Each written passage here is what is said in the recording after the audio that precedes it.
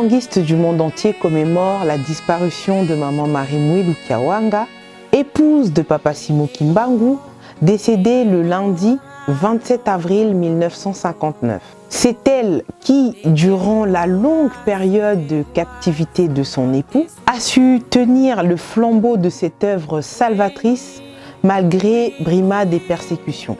Elle assura peu avant sa mort la consécration des premiers catéchistes kimbanguistes. Pour ce faire, elle va procéder à la remise des cartes en prédisant sa mort à venir. Cette date marque la reprise du flambeau par Papa Diangenda Kuntima, qui deviendra le premier chef spirituel de l'église kimbanguiste.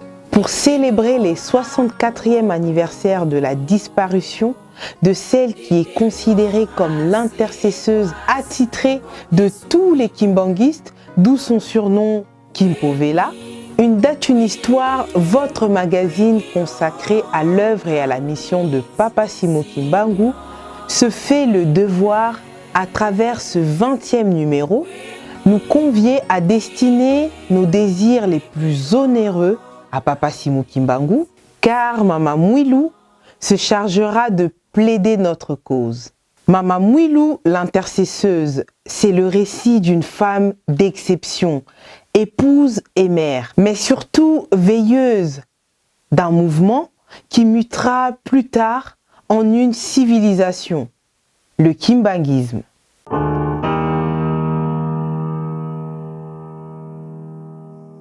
Avant d'aborder la mort de cette illustre personne qu'est Mama Mouilou, épouse de Papa Simo Kimbangu, revenons un peu en arrière pour comprendre ce mystère qui les prédestine à un rapprochement imparable, dont seule la sociologie Congo détient l'explication. Nous tenons à préciser que ce chapitre est dénué de toute considération d'ordre spirituel. Cependant, en tant que croyants, nous gardons en mémoire que le spirituel précède et organise tout. Comme le souligne bien en prologue l'ouvrage de Papa Simon Tsiangani, l'épopée de la vie clandestine de Mama Mouilou, les jeux des alliances matrimoniales de leurs parents respectifs ont forgé le lien entre Papa Simo Kimbangu et Mama Mouilou. Né le jeudi 7 mai 1885 de Tata Mfuka et de Mama Touba, Mama Mouilou devint, avec sa sœur Kwankiadi, orpheline de père alors qu'elle n'a que 2 ans. Sa mère Touba devient aussitôt veuve. Quant à Papa Simo Kimbangu, fils de Papa Kouyela et de Mama Louési, il devient orphelin de mère 7 mois après sa naissance. Son père demeura alors veuf jusqu'à ce qu'il épouse en secondes noces la veuve Touba, mère de Mama Mouilou, avec qui il eut une fille au nom de maman Masala. En 1913, Tata Patamiambongo, neveu de Papa Kouyela et grand cousin de Papa Simo Kimbangu, décède. Il laisse derrière lui une veuve, Mama Mouilou, et une orpheline, Maman Kitoudianeli. Comme il était de coutume à l'époque, dans plusieurs sociétés africaines et même du monde, tradition oblige que le plus jeune de la famille prenne en héritage la femme du défunt. Sur son lit de malade, Tata Patamiambongo émit le vœu que s'il lui arrivait de mourir, que Papa Simo Kimbangu épousa sa femme et adopta sa fille. Et c'est ce qui se réalisera.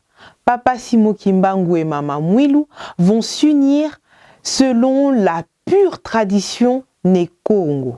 De cette union naquirent 3 garçons.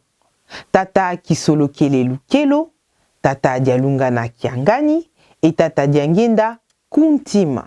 À cette famille est accolée Maman Néline Kitoudia, affectueusement appelée Tata Mwasi, qui est la première fille de Mama Mouilou.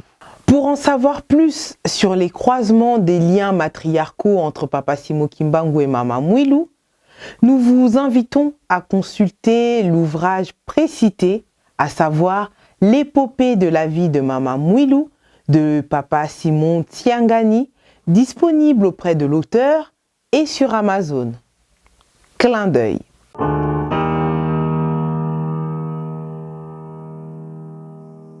1957 marque une phase décisive pour la liberté de culte des kimbanguistes.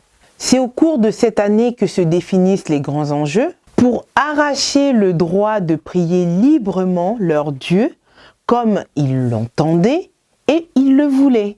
Ce fut la dernière année de déportation des kimbanguistes vers Belingo. Pour rappel, ce fut également au cours de l'année 1957 que va s'instaurer le régime de tolérance. Les kimbanguistes étaient autorisés sous certaines conditions drastiques de prier. Mais pour y parvenir, des démarches furent menées, des actions tant administratives que spirituelles furent engagées, afin de faire aboutir les revendications des adeptes d'une Tumwa. Tout commence lorsque Papa Dianguinda Kuntima va solliciter l'appui de sa mère, Mama Mwilu Kiawanga, qu'il convia à Kinshasa. Lors de son séjour dans la capitale, Mama Mwilu va assister à un culte à Bandalungwa, culte au cours duquel elle fut conviée pour dire la prière d'ouverture. C'est mal connaître la Kimpovela. Mama Mwilu va se lancer dans un long et interminable plaidoyer, à tel point qu'à elle seule, elle va absorber presque tout le temps imparti pour le culte. À la fin de la prière, on jugea bon de clôturer le rassemblement. Chose étonnante, la police coloniale, qui se chargeait de traquer les kimbanguistes, ne fit guère d'apparition. Sur ces entrefaites, Mama Mwilu, ivre de joie, se mit à crier « Nungini, Nungini », ce qui signifie « Nous avons gagné ». Elle demanda aussitôt à être ramenée auprès de son fils à Mokoto parce qu'elle venait de remporter une victoire cruciale. Une fois sur les lieux, devant son fils à genoux fléchis, elle supplia son fils de la ramener en Kamba, poursuivant encore une fois avec son emblématique « Nungini, Nungini ». Papa Dianguinda Kuntima refusa catégoriquement parce qu'il comprit très vite que sa mère voulait tout juste quitter cette terre des hommes. Retourner en Kamba voulait tout simplement dire mourir. Papa Dianguinda Kuntima va la conforter pour cette victoire en ces termes. « Maman, vous venez de remporter une grande victoire, mais il vous reste encore un dernier acte à accomplir. Dès que vous l'aurez accompli, vous pourrez partir en paix. Il vous reviendra de remettre les cartes au premier responsable de notre Église. C'est à vous que revient l'honneur d'accomplir cette lourde tâche. » Le 12 avril 1959, Mama Mwilu va procéder à un acte d'une haute portée spirituelle, la remise des cartes au premier responsable ecclésiastique de l'Église au grade de Longi. Il s'ensuivra un jour plus tard, le 13 avril 1959, la prise de fonction de Papa Dianguinda Kuntima au poste du premier chef spirituel de l'église kimbanguiste. Mama Mwilu pouvait ainsi partir en paix, comme l'avait souhaité Papa Dianguinda Kuntima.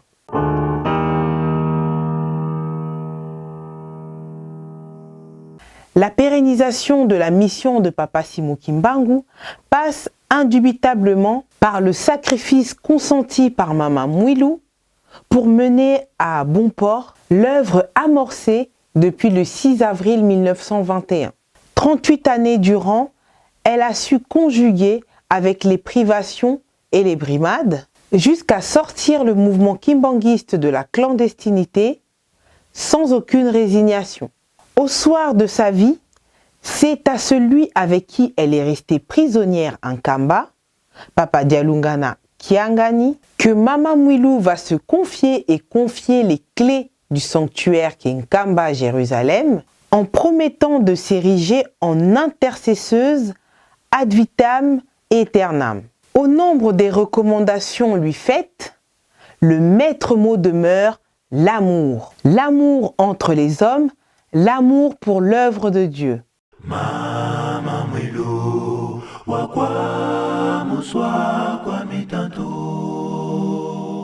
Mon fils, je suis vieille maintenant. Mon âme et mon esprit sont encore forts, mais mes vieux os sont fatigués. Je sens que mes forces m'abandonnent et mes jours pour vous quitter sont proches. Mon corps s'affaiblit au jour le jour. Cela m'attriste de constater que les gens ne s'aiment pas. Il n'y a pas d'amour entre eux.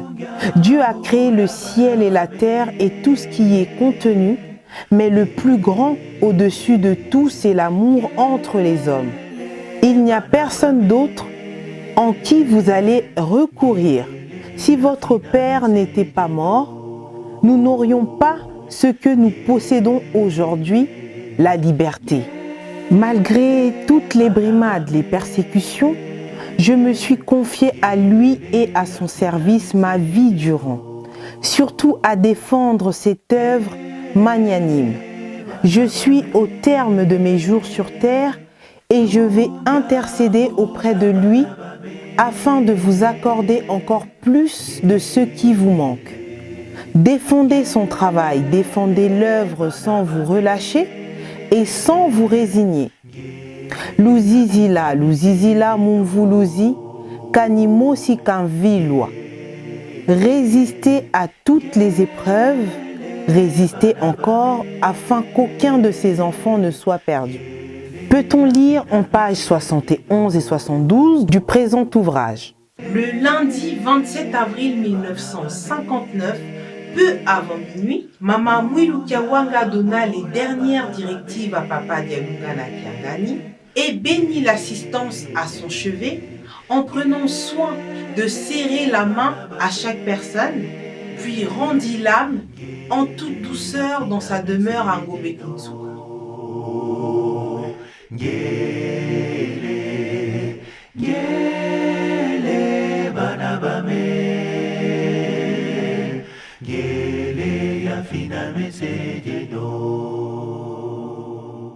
À ce jour, Maman Mwilu est considérée comme un modèle de leadership pour son engagement dans la lutte pour la liberté des peuples opprimés.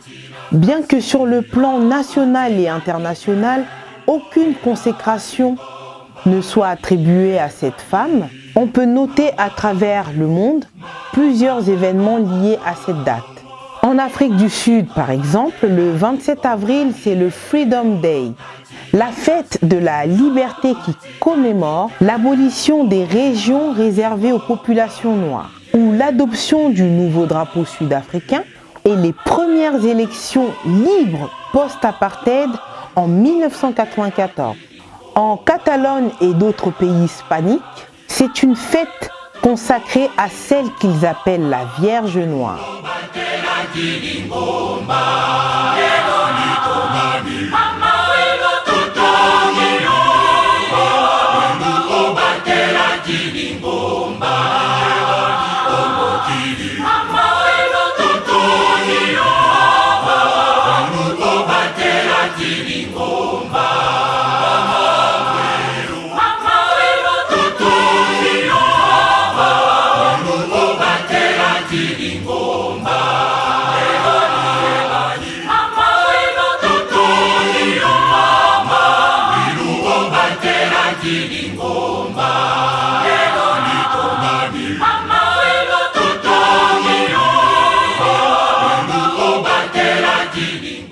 Nous sommes au terme de ce 20e numéro qui clôture la première saison de votre magazine Une date, une histoire, consacrée à l'œuvre salvatrice de Papa Simon Kimbangu. Nous vous remercions du fond du cœur de nous avoir suivis durant cette première saison. Ce n'est pas fini, nous avons encore besoin de vous. Vos partages, vos retours, vos contributions sont plus que jamais les bienvenus pour perpétuer cette œuvre qui a encore besoin de se parfaire. Nous vous remercions et nous vous retrouvons très prochainement pour une deuxième saison.